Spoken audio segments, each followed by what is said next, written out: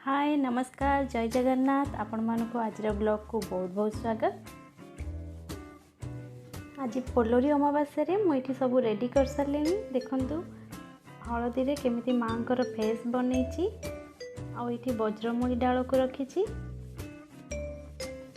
ये डाहाण पटरे कलश को रखी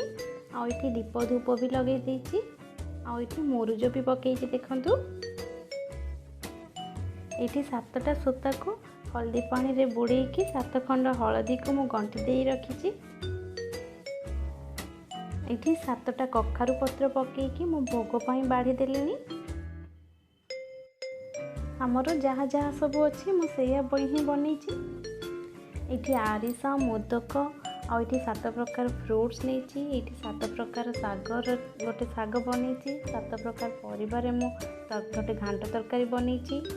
आठी अटकाड़ी बनई ये बही पढ़ा सरला आरती करनवा आम भोग लगेगा।